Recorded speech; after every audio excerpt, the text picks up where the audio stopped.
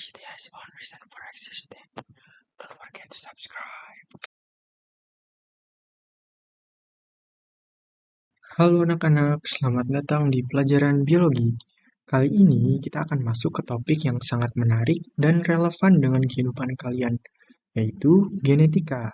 Nah, kalian pasti pernah bertanya-tanya kan, kenapa kita bisa mirip banget sama orang tua kita? Atau kenapa ada yang rambutnya keriting dan juga ada orang yang rambutnya lurus? Bisa jadi itu semua ada hubungannya dengan genetika. Jadi jangan khawatir, kita bakal ngupas tuntas tentang itu di video kali ini. Tapi tunggu dulu, sebelum kita mulai, coba pikirkan, apalagi ya yang bisa diwariskan dari orang tua selain bentuk wajah dan warna mata? Yuk kita cari jawabannya bareng-bareng. Dan siap-siap karena topik ini akan sangat seru dan pastinya bakal bikin kalian makin penasaran nih dengan genetika. Siap nggak teman-teman? Yuk langsung aja kita cekidot ke videonya. Jadi, apa sih itu genetika? Genetika adalah cabang ilmu biologi yang mempelajari bagaimana sifat-sifat kita diwariskan dari satu generasi ke generasi berikutnya. Ini sama saja seperti warisan keluarga yang diteruskan dari orang tua ke anak-anaknya secara turun-temurun. Pasti kalian sering bertanya-tanya, apa sih yang membuat kita bisa mirip dengan orang tua atau bahkan saudara kita? Nah, semua sifat tubuh kita ini seperti warna mata, bentuk rambut, dan juga tinggi badan itu ditentukan oleh sesuatu yang bisa diwariskan dari kedua orang tua kita yang disebut DNA. Kalian penasaran kan apa itu DNA? Mari kita bahas lebih lanjut.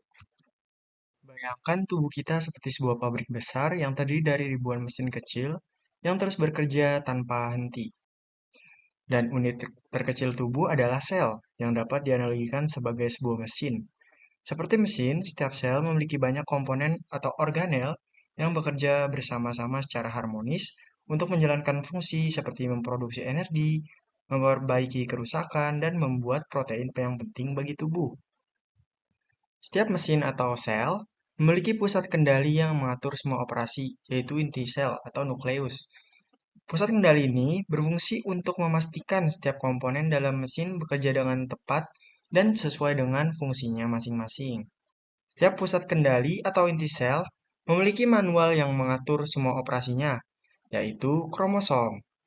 Kromosom ini berfungsi seperti buku manual yang berisi instruksi-instruksi penting untuk memastikan sel ataupun mesin yang ada di pabrik berfungsi dengan baik. Untuk kromosom, kromosom adalah struktur berupa benang yang terdapat dalam inti sel, berfungsi sebagai pembawa informasi genetik. Kromosom sendiri terdiri dari DNA yang melilit protein ataupun histon yang membentuk kompleks yang disebut kromatin. Berikut adalah struktur kromosom. Kromosom terdiri dari kromatid, yaitu dua lengan yang terhubung di sentromer. Kemudian ada sentromer, yaitu titik penyambung antara kromatid yang penting di dalam pembelahan sel. Kemudian juga ada telomer, ujung kromosom yang melindungi DNA dari kerusakan. Kemudian ada fungsi kromosom yaitu membawa gen yang mengatur sifat organisme dan juga menjamin pembagian materi genetik yang tepat saat pembelahan sel.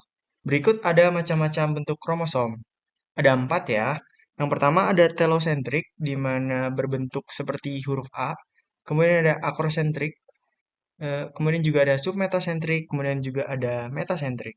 Selain itu, di dalam buku manual ini terdapat halaman-halaman yang masing-masingnya berisi DNA yang berfungsi sebagai karakter dari pabrik atau tubuh kita. Nah, DNA ini mengandung petunjuk rinci tentang bagaimana mesin atau sel harus bekerja, berkembang, dan berinteraksi agar seluruh sistem dalam tubuh dapat berjalan dengan lancar dan terkoordinasi. DNA ini atau deoksiribonukleik acid adalah molekul yang menyimpan informasi genetik yang stabil dan diwariskan dari satu generasi ke generasi berikutnya. DNA ini memiliki struktur heliks ganda dengan basa nitrogen komplementer AT dan juga CG yang memungkinkan penyimpanan replikasi informasi genetik secara efisien. Berikut ada struktur DNA di mana ada gula deoksiribosa, kemudian ada basa nitrogen, kemudian juga ada fosfat.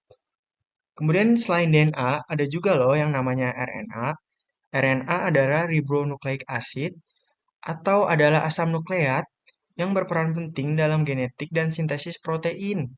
Berbeda dengan DNA, RNA lebih dinamis dan memiliki berbagai jenis dengan fungsi spesifik. Berikut adalah struktur RNA. RNA sendiri terdiri dari rantai tunggal nukleotida yang terdiri dari gula ribosa, basa nitrogen, dan juga fosfat. Jadi apa sih bedanya DNA dan juga RNA? Berikut adalah perbedaan DNA dan juga RNA. Yang pertama, untuk jumlah untainya, DNA memiliki dua untai, sedangkan RNA memiliki satu untai. Untuk gulanya, gula DNA adalah deoksiribosa, kemudian jika RNA adalah ribosa. Kemudian ada basanya, ada perbedaan di antara timin dan juga urasil. Kemudian ada fungsinya, kalau DNA berfungsi menyimpan informasi genetik, kalau RNA ini terlibat dalam sintesis protein transkripsi dan juga translasi. Untuk lokasinya sendiri, DNA ini terutama ada di inti sel. Kalau di RNA ini ditemukan di inti sel dan juga di sitoplasma. Kemudian untuk stabilitasnya, DNA itu lebih stabil karena strukturnya helix ganda. Kalau RNA itu kurang stabil karena strukturnya untai tunggal. Kemudian cara mereplikasikan dirinya, kalau DNA ini untuk mereplikasikan dirinya, melakukan pembelahan sel, sedangkan RNA ini disintesis dari template DNA transkripsi. Selain itu, ada yang paling kecil lagi nih teman-teman, yaitu adalah gen. Gen ini adalah unit pewarisan sifat yang terbuat dari DNA dan terletak pada kromosom.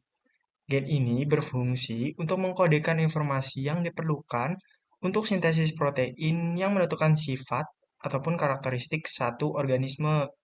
Setiap gen ini memiliki urutan basa nitrogen tertentu yang menyandi informasi genetika yang dibutuhkan untuk proses biologis dalam tubuh. Fungsi gen sendiri ini sangat penting dalam mengatur berbagai proses tubuh seperti pertumbuhan, metabolisme, dan juga reproduksi.